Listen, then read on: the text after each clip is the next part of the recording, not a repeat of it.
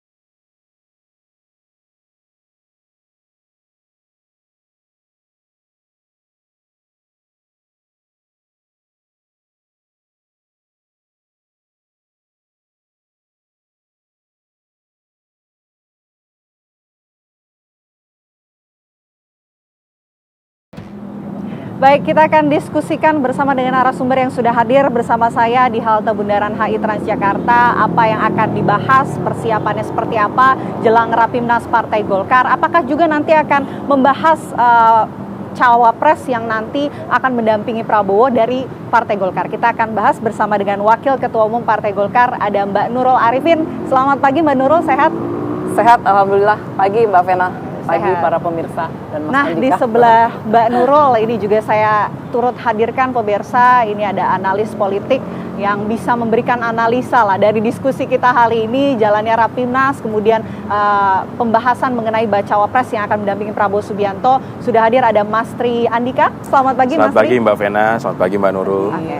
Mungkin saya ke Mbak Nurul terlebih dahulu. Mbak Nurul, hari ini akan ada rapat pleno terlebih dahulu jelang Rapimnas yang rencananya akan digelar tanggal 21 Oktober mendatang dalam rangka HUT Partai Golkar. Kira-kira pembahasannya akan seperti apa, Mbak? Apakah memang nanti juga Ketua Umum Partai Golkar akan mengumumkan nama bacawa pres yang diusung oleh Partai Golkar, mengingat dalam rakernas sebelumnya juga diberikan mandat sepenuhnya kepada Pak Erlangga? Ya, ini kan mekanisme partai yang harus dilalui ya. Pertama nanti kita akan rapat pleno nanti malam, dihadiri oleh seluruh pengurus ya, sampai ketua bidang begitu. Kemudian setelah itu kita akan membahas untuk persiapan Rapimnas dan HUT, agendanya seperti itu. Nanti malam kita bicarakan supaya didengar oleh semua pengurus begitu.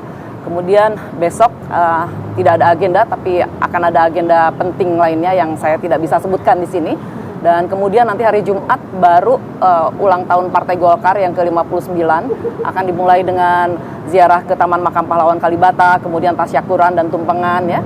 Dan setelah itu nanti puncaknya Rapimnas. Rapimnasnya akan digelar pada hari Sabtu. Nah, ini dihadiri oleh semua pengurus provinsi tingkat 1 begitu seluruh Indonesia. Dan kemudian agendanya di situ adalah jelas satu persiapan tentang HUT ya, yang puncak HUT begitu. Yang kedua adalah membicarakan persiapan tentang pileg. Persiapan pemilu legislatif dan tentu saja pilpres itu sendiri. Gitu. Kebijakan strategis pilpres, pileg itu betul, semua akan dibahas. Bagaimana ya strategi, kemudian opsi-opsinya seperti apa kita belum tahu. Nanti apakah nanti juga akan sekaligus memutuskan nama bacawa pres pendamping Prabowo Subianto kira-kira di Rapimnas, Mbak? Saya kira iya ya, karena memang agendanya adalah mendengarkan pandangan umum ini, mendengarkan masukan dan usulan dari DPD 1 tingkat provinsi tersebut. Nah, dari usulan atau pandangan tersebut kita dengar, kita rangkum dan kemudian nanti kita sama-sama kita umumkan begitu. Jadi dari Partai Golkar ini siapa cawapresnya? Jelas kalau kami kan masih tetap dengan Pak Erlangga Hartarto ya. Tapi ada 4 nama yang selalu disebutkan oleh media. Dan kalau dari kami harapannya tentu saja ketua umum kami sesuai dengan mandat.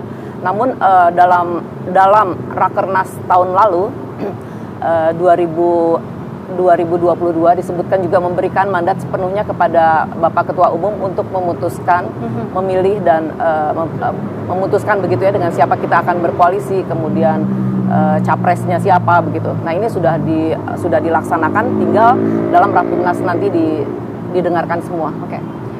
Membahas mengenai 4 nama tadi yang sudah mengerucut kepada Prabowo Subianto, ada salah satunya kan nama Erlangga Hartarto. Kemudian juga yang sedang ramai nih diperbincangkan ada nama Gibran Raka Buming Raka, Mbak Nurul. Ya. Yang memang kalau kemarin kita lihat ada putusan MK yang nampaknya memberikan karpet merah lah untuk Gibran. Tanggapannya seperti apa dari Mbak Nurul? Ya, kalau ini sudah merupakan keputusan MK yang final and binding begitu ya, yang sudah sifatnya seperti itu, saya kira kita menghormatilah keputusan tersebut. Dan kalau saya mengikuti semua sikap dari Mahkamah Konstitusi tersebut dari pagi sampai petang itu, ya kita dengarkan argumentasi yang bagus begitu ya. Dan pada periode sebelumnya juga kan disebutkan usia 35 minimal, tapi baru yang kemarin 40 begitu.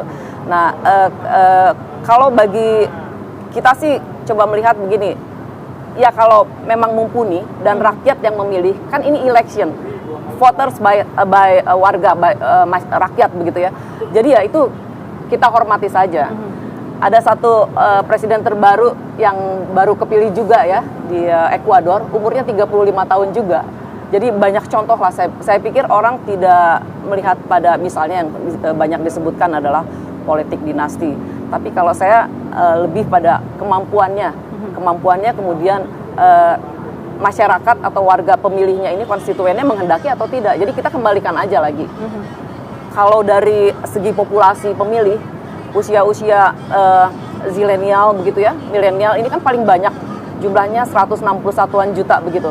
Nah, saya kira juga kita harus mempersiapkan regenerasi kepemimpinan ya dengan memunculkan pemimpin-pemimpin muda begitu ya. Saya kira ini tidak salah lah. Kita kembalikan semuanya kepada masyarakat. Karena begini Mbak Nurul, saat ini yang tengah bergulir isu bahwa Gibran Raka Buming Raka akan menjadi kader Partai Golkar. Mungkin jawabannya ditahan nanti ya. Kami jeda terlebih dahulu. Apa kabar Indonesia Pagi akan kembali untuk Anda sesaat lagi.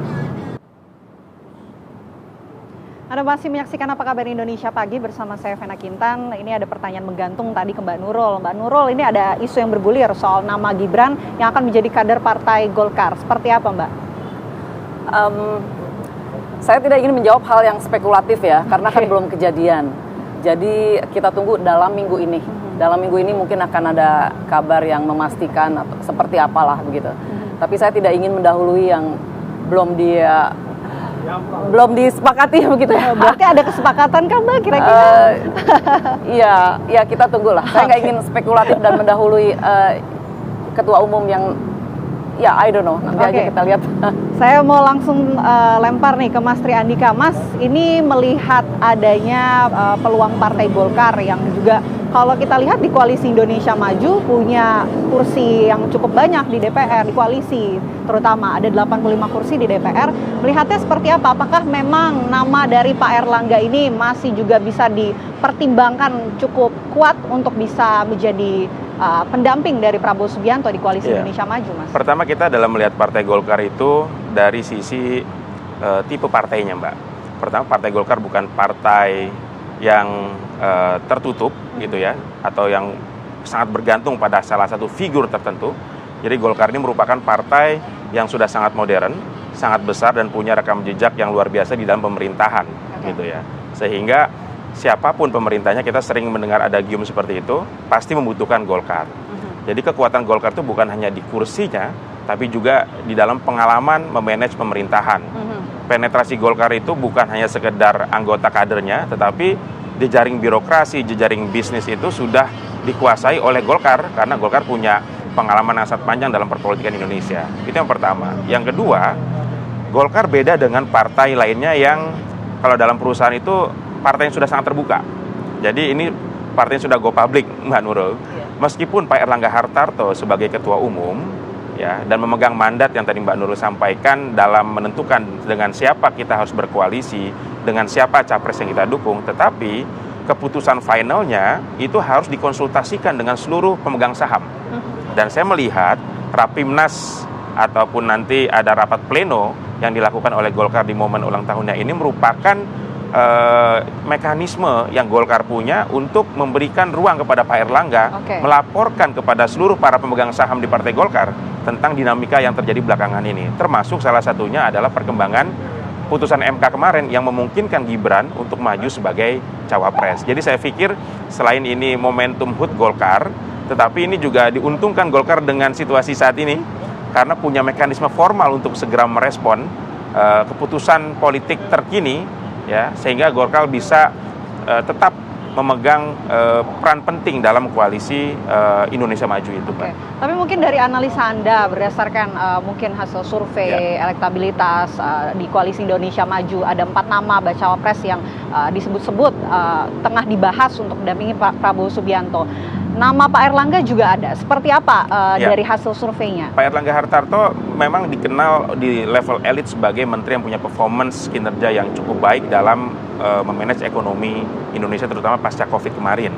Tetapi ketika berbicara tentang elektabilitas tokoh, memang belum bisa berada pada tier atas seperti Pak Erick Thohir saat ini, ya. Kemudian ada juga nama Pak Sandiaga Uno gitu.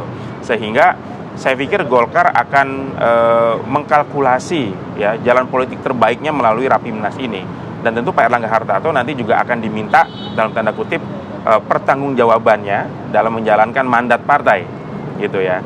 Tapi tentunya sekali lagi keputusan Golkar ini, ya, Pak Erlangga juga saya melihat akan mengambil putusan terbaik bukan hanya untuk pribadinya tetapi untuk keberlangsungan Golkar dan juga untuk bangsa. Tadi saya sempat menyinggung, ya, bahwa siapapun pemerintahannya, siapapun presidennya pasti membutuhkan Golkar. Karena jejaring Golkar ini sudah luar biasa sekali dalam memanage pemerintahan. Disinggung juga oleh Mas Tri, Mbak Nurul, ini ada 4 nama, tapi kemudian ada beberapa nama-nama yang masih cukup tinggi begitu. Tapi kira-kira nama Pak Erlangga masih akan tetap menjadi nama yang diusung sebagai bacawa pres Prabowo sampai saat ini. Apakah nanti masih akan dikalkulasi juga di Rapimnas? Seperti apa? Ya, sampai saat ini ya kita masih mengusung Pak Erlangga Hartarto, ya.